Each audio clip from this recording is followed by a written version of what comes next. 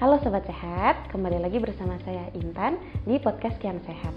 Nah, untuk tamu selanjutnya kita ada Dr. Ista dari dokter spesialis prostodontia. Selamat siang dok. Selamat siang Mbak Intan, apa kabar? Ya, alhamdulillah.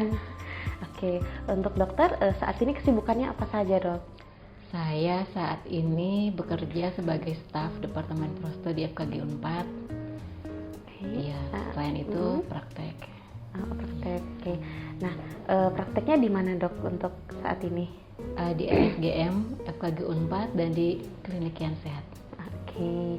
Nah, kalau boleh tahu untuk dokter spesialis prostodontia ini apa dok? Ya, jadi prostodontia itu salah satu cabang ilmu dari kedokteran gigi ya. Mungkin belum banyak yang tahu. Betul. Jadi dari namanya kan prostetik dan donsia. Jadi prostetik itu sebetulnya ilmu untuk menggantikan bagian tubuh yang hilang dengan alat pengganti. Jadi alat tiruan. Nah, kalau donsia itu gigi. Jadi sebetulnya prostodontia itu cabang ilmu yang mengganti atau merehabilitasi bagian tubuh yang hilang, terutama di daerah rongga mulut dan wajah. Jadi maksilofasial, misalnya gigi tiruan, mata tiruan.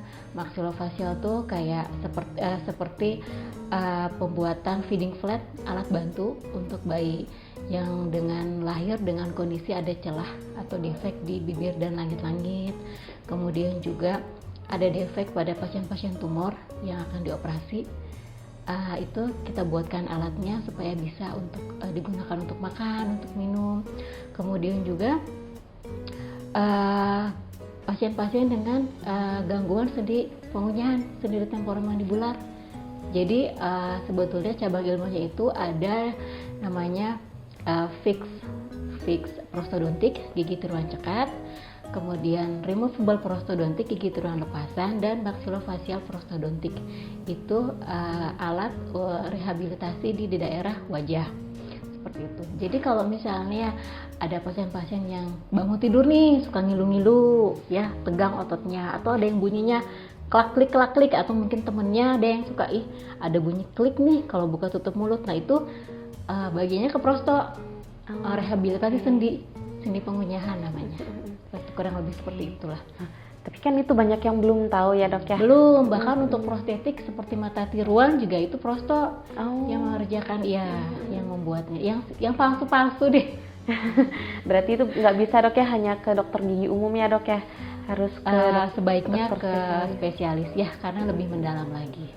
Oke. Iya. Kalau untuk dokter sendiri biasanya paling banyak menangani kasus apa dok? Beragam ya. Kebanyakan memang kehilangan gigi, tapi kehilangan gigi itu sering kombinasi juga. Jadi pasien kehilangan gigi dan dia ada gangguan sendi pengunyahan. Misalnya pasien yang sudah menggunakan gigi tiruan setelah 5 tahun misalnya, kemudian datang dengan keluhan nyeri sendi, ternyata gigi palsunya itu sudah aus. Jadi ada penurunan ketinggian sendi rahang atas dan rahang bawah.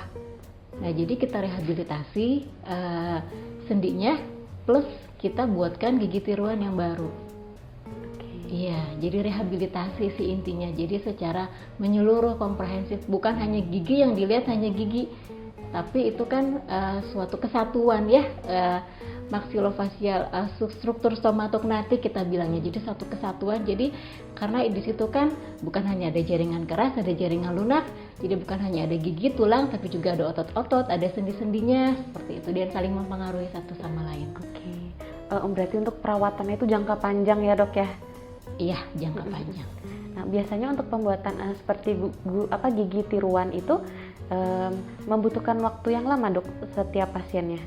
Tergantung kasus kehilangan giginya. Kemudian juga tergantung kondisi sistem pasien ya, kondisi apakah ada penyakit penyerta atau tidak, seperti itu.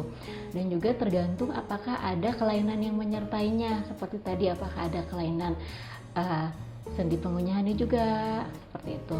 Nah, itu memang butuh beberapa kali kunjungan ya. Biasanya seperti itu. Tidak datang terus langsung jadi. Jadi ya, tapi biasanya sih begitu pasien datang kita ngobrol dulu, Setelah pemeriksaan, saya infokan butuh penanganannya, ini loh pilihan perawatannya, dan kemungkinan butuh sekian kunjungan dan tindakan apa saja yang harus dilakukan. Jadi dari awal tuh pasien sudah tahu, oh iya saya harus datang sekian kunjungan, dan kemudian pasien nggak kaget saya harus dilakukan apa hari ini, misalnya kunjungan selanjutnya terapi apa yang didapatkan oleh pasien. Jadi sudah tahu ya dia mau diapakan, seperti itu dikomunikasikan. Kalau untuk pembuatan gigi tiruan sendiri ini, untuk gigi tadi kan sempat aus ya dok ya untuk waktu yang lama ya. Nah itu tapi bahannya apakah aman digunakan atau bahannya dari apa gitu, mungkin bisa dijelaskan lebih lanjut dok? Kalau untuk gigi tiruan itu biokompatibel ya. Memang bisa diterima oleh jaringan rongga mulut ya secara biologis, makanya insya Allah aman. Kalau untuk bahannya beragam dan jenisnya pun sekarang beragam ya kan, pilihan perawatannya sekarang banyak. Kalau untuk gigi tiruan yang lepasan, mulai dari akrilik, gigi tiruan lepasan akrilik, kemudian juga frame itu logam ya dari kobalt kromium, itu lebih rigid, lebih kaku sehingga lebih awet lah, seperti itu ya. Kalau misalnya untuk yang cekat juga macam-macam jenisnya. Ada juga yang dari metal porselen, gabungan metal porselen, ada yang dari metal, ada yang all porselen, atau sekarang yang lagi ngetren juga ada implan, seperti itu ya. Jadi sekarang sebetulnya pilihannya beragam ya, dikembalikan lagi kepada kasus, kemudian juga dari ekonomi dan preferensi pasien nih maunya yang seperti apa gitu. Jadi pasien sekarang bisa memilih seperti itu. Nah untuk pemasangan gigi tiruan sendiri, apakah saluran akarnya harus dimatikan dulu atau bagaimana dong? Belum tentu, tergantung kasusnya. Ada yang memang giginya itu sudah tidak vital dan dia harus dijadikan gigi penyangga. Untuk daerah gigi yang hilang di sebelahnya itu harus dirawat saluran akarnya supaya dia bisa dijadikan gigi penyangga. Itu untuk kasus kita bilangnya jembatan ya. Tapi ternyata proses itu beragam pembuatan gigi tiruannya, banyak kasusnya. Jadi bisa dipertahankan, bahkan sisa akar yang sudah tidak ada mahkotanya pun bisa kita pertahankan, seperti itu. Banyak sekarang pilihan perawatannya. Kalau untuk sekarang ini yang paling banyak kasus yang dihadapi apa dok? Kalau kasus yang banyak dihadapi sekarang itu kehilangan gigi dan gangguan sendi temporomandibular, gangguan sendi pengunyahan. Karena ternyata pemicunya itu salah satunya itu stres. Ya, zaman sekarang kan disadari atau tidak disadari ya, tingkat stres itu kan makin nambah ya, dan gaya hidup itu korelasinya. Jadi misalnya nih dia mengunyah satu sisi, atau misalnya kalau lagi gemes gitu ya, nggak sadar suka mengatupkan gigi atas gigi bawah, itu kan nggak sadar ya. Atau misalnya dia stres, misalnya pekerjaan atau apa, dan tanpa disadari ke bawah tidur.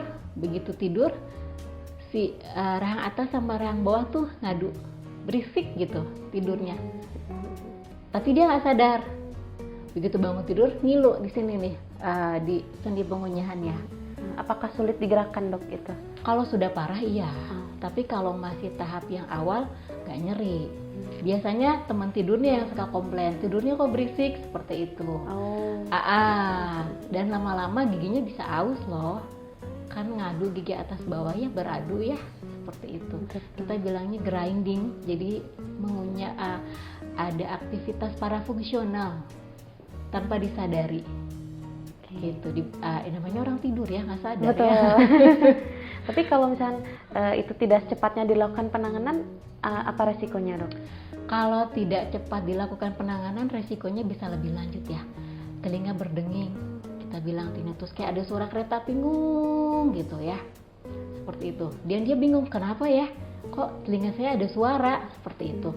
Kemudian juga sendi ototnya kan jadi keras ya, nggak nyaman, otomatis nggak nyaman, sama sekali nggak nyaman. Kemudian bisa pergeseran sendi yang harusnya itu bergerak, dia semut di jalurnya ya kayak kereta api, dia jadi keluar rel sedikit. Jadi ada bunyi klik gitu ya, buka tutup mulut klik, atau buka tutup mulutnya itu nggak smooth. Jadi dia geser dulu ke samping, baru ke tengah, kayak gitu. Ada yang seperti itu. Atau dia rahangnya kebuka, susah nutup mulut. Atau bukaan mulutnya kecil, bisa seperti itu. Jadi ya seperti yang tadi diibaratkan, kalau kereta api harus ada jalan di relnya, keluar sedikit nih dari relnya. Jadi pasti ada sesuatu yang tidak nyaman yang dirasakan sama pasien.